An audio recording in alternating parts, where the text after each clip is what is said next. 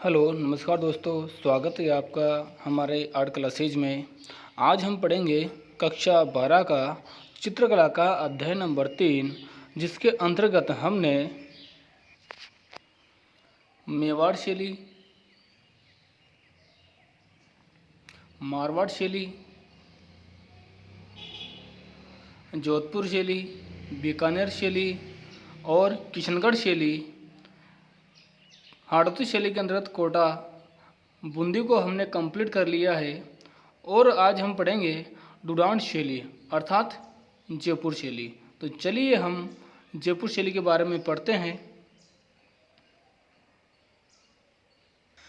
डुडान शैली अर्थात जयपुर शैली महाराजा सवाई जयसिंह ने 1727 ईस्वी में जयपुर शहर का निर्माण कार्य करवाया। जयपुर शहर महलों व हवेलियों के निर्माण के साथ साथ भित्ति चित्रण की परंपरा भी रही है। फिर महाराजा मानसिंह के मुगल साम्राज्य के अंतरंग संबंधों के कारण यानी कि घनिष्ठ संबंधों के कारण जयपुर रियासत का अधिकांश कलात्मक विकास हुआ। फिर 1600 से 1614 ईस्वी तक आमेर के पास प्राप्त भित्ति चित्रण इस शैली के प्राचीनतम उदाहरण कहे जा सकते हैं। इसके अतिरिक्त बेराट के बाग, मौजमाबाद की छतरियाँ, भारमल की छतरी, अकबर कालीन रज़्मनामा महाभारत का फारसी अनुवाद है। ध्यान रखना, जो रज़्मनामा है ये महाभारत का फारसी अनुवाद है नामक चित्रित ग्रंथ जयपुर शैली की समृद्ध चित्रण परंपरा को रेखांकित करते हैं। फिर सवाई जयसिंह के सुपुत्र हुए ईश्वरी सिंह। इनके समय साहिब राम नामक चित्रकार था जिसने आदमकद चित्र बनाए। एक चित्रकार और भी है लाल चितेरा, जिसका भी महत्वपूर्ण योगदान रहा। फिर महाराजा राम सिंह के समय बढ़ते अंग्रेजी प्रभाव और फोटोग्राफी के आविष्कार के फलस्वरूप जयपुर शैली की चमक फीकी पड़ने लगी। यानी कि जैसे अंग्रेजी शैली का प्रभाव बढ़ा या फिर अंग्रेजों का प्रभाव बढ़ा और फोटोग्राफी ने जन्म लिया, फोटोग्राफी का आविष्कार के फलस्वरूप जयपुर शैली की चमक फीकी पड़ने लगी। यानी कि यह अपना निजीत्व, जो निजी गुण है, उसको खोने लगी। फिर 19वीं सदी के उत्तरार्ध में जयपुर शैली ने अपनी रहस्यमयी मौलिकता से विमुख होकर कंपनी शैली के यथार्थवादी अंकन का हाथ थाम लिया।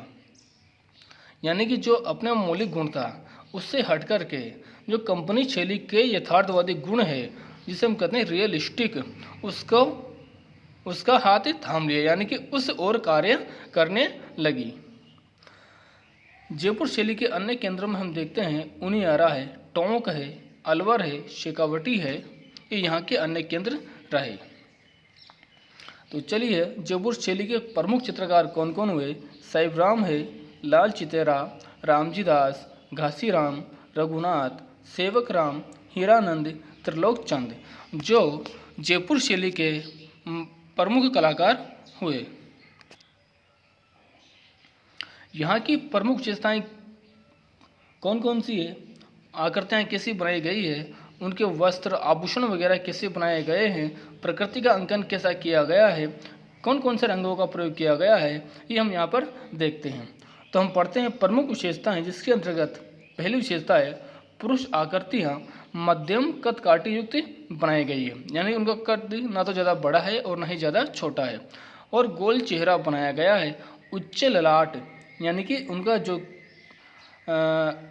सिर होता है उसे कहते हैं ललाट। छोटी नासिका, मोटे अधर यानी कि मोटे होठ, मांसल चिबुक, मीनाकृति नयन यानी कि मछली के जैसी आँखें। और वस्त्र आभूषणों में मुगलिया जामा होता है जो कंधे से घुटनों तक पहना जाता है, पूरा एक ही लंबा वस्त्र होता है, उसे कहते हैं जामा। और कमर पर पटका और पजामे से युक्त चित्रित की गई है। स्त्री आकृतियों को देखते हैं। स्त्री आकृतियों के मीनाकृति नयन, यानी कि मछली के आकार के आंखें बनाई गई है। ये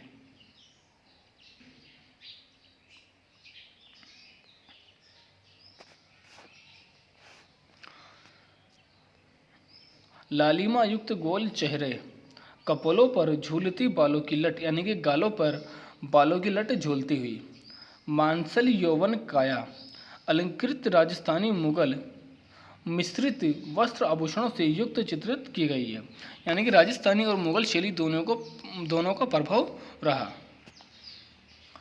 आकृति रचना में अंग प्रत्यंग के लिए पर्दाज जो मुगल शैली का प्रमुख गुण है, जिसका प्रयोग मुगल शैली में किया गया है। पर्दाज का नाम जयपुर शैली की निजी विशेषता बन गई। पर्दाज होता है छाया प्रकाश का प्रभाव दिखाना, रेखाओं के माध्यम से छाया प्रकाश का प्रभाव दिखाया जाता है। विषय वस्तु के अंतर्गत कृष्ण लीलाएं, पौराणिक आख्यान, भागवत पुराण, बिहारी सतसई, दुर्गा सप्तशती, 12 मासा, रागमाला, दरबारी चित्रण, पशु पक्षियों की लड़ाई, स्त्री सौंदर्य आदि का चित्रण किया गया है।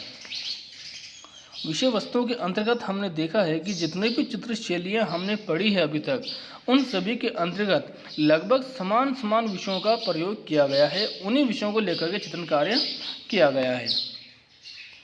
ये हमारा जयपुर शैली कंप्लीट हुआ। वीडियो अच्छा लगे तो हमारे यूट्यूब चैनल को सब्सक्राइब करें, लाइक करें, बेल आइकन पर क्लिक करें ताकि नई वीडियो की लोकेशन आपको मिलती रहे। ओके, धन्यवाद। जय हिंद, जय भारत।